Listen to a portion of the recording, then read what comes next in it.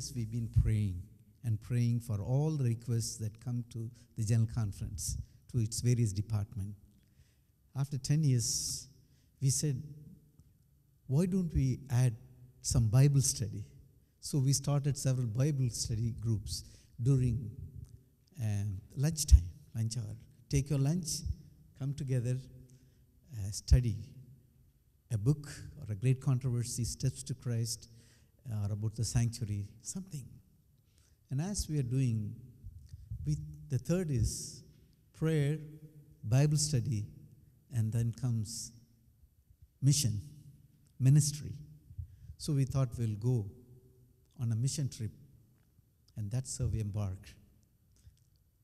We did not have exact idea how we will get the funding, how the people will receive us. In fact, the place we were going, after 3 months, they said, please don't come. But I want to tell you, it is a miracle after miracle, from the beginning to the end.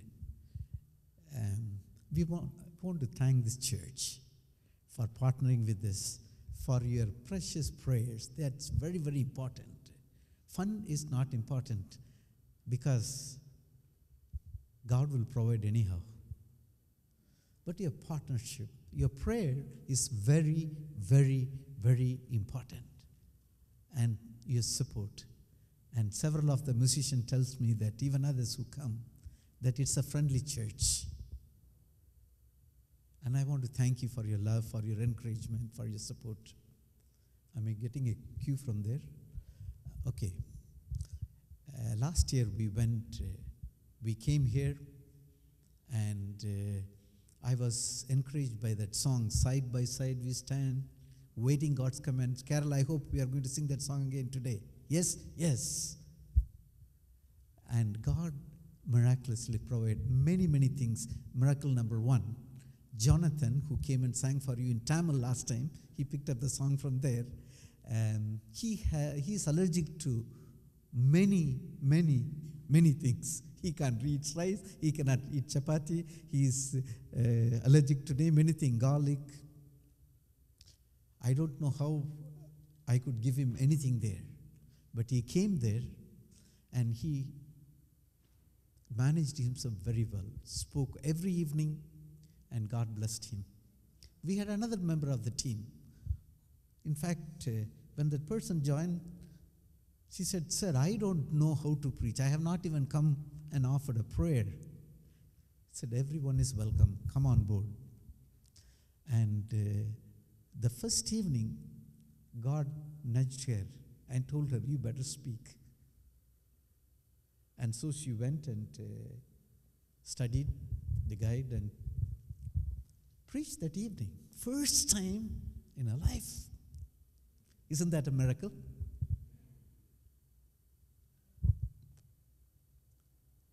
We had several miracles. In my group, I found two ladies sitting right in the front every evening. And the final day, when I asked for, they would always commit themselves. But when I asked for baptism, I found both of them, they were tied. They never put up their hands.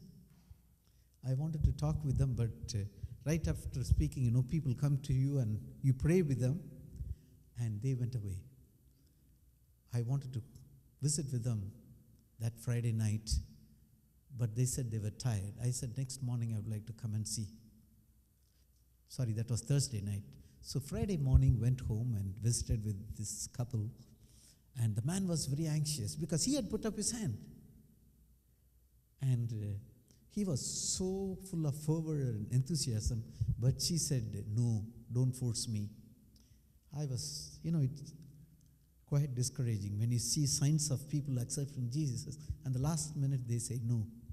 I went to the next home, and he was praying all night, and he was ready, but the lady was not ready.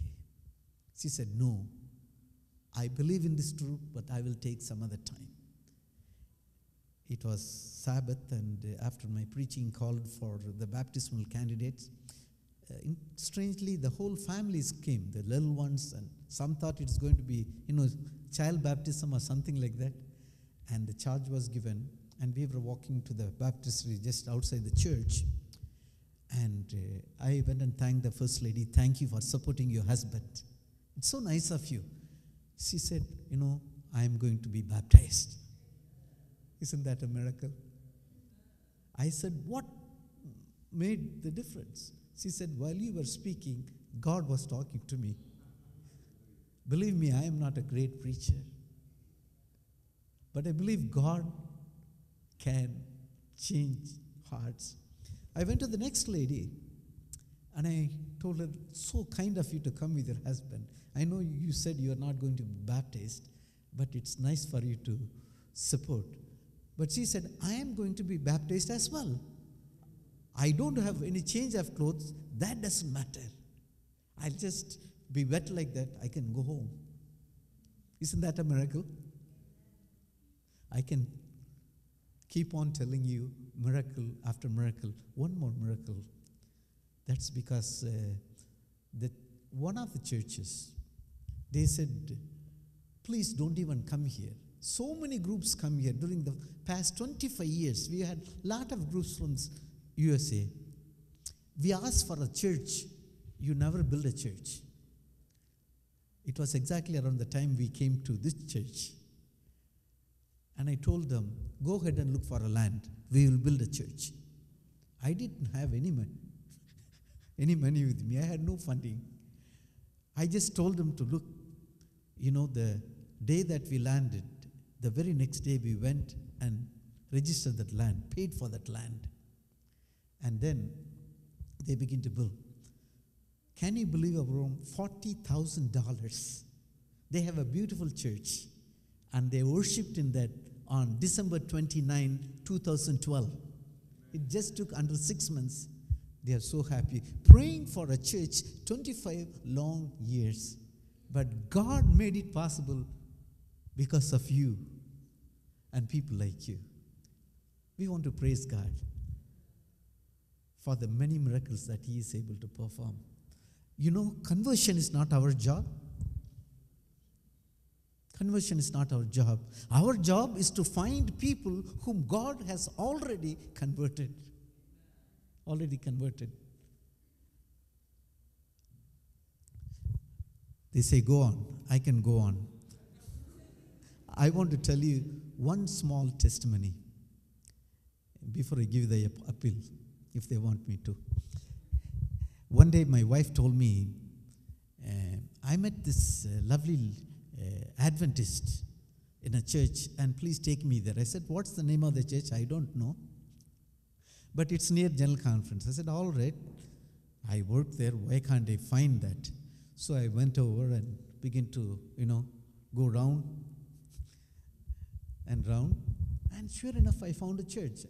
I know some churches nearby. That time, the SASDAC was not there. So that was ruled out.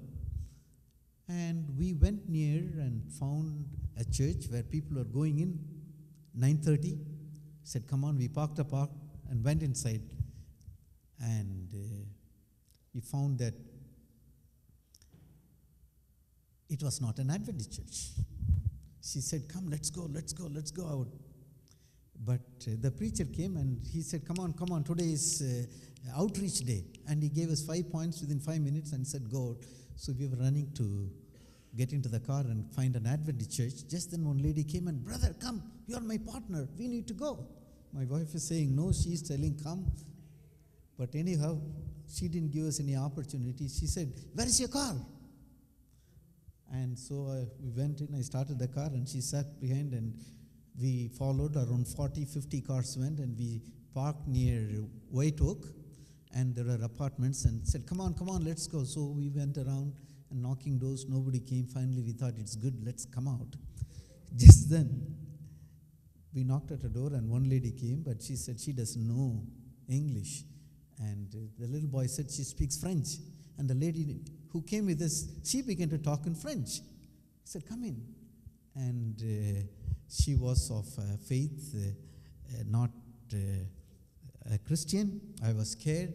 I know what they would do. But I went inside and thought quickly, say hello and come out. But the lady talked to her in French and then soon said, brother, you give Bible study. Now, how did she know I could give Bible study? Anyway, I don't know what to give it to that woman who belonged to that faith. So I just told 3 sentences. We are going to heaven. And God, we want to offer an invitation to come with us to heaven. And I didn't even ask, will you come with us? I was scared. We just bowed and I just offered quickly and got up. And just then that lady said, sit down. And I'm scared. I am hearing men voices on top. I don't want to face a gun. But anyway, she said, sit down. And she said, 6 months ago, I saw a white man, a man in white garment. He told me that he's going to send you. I have seen you.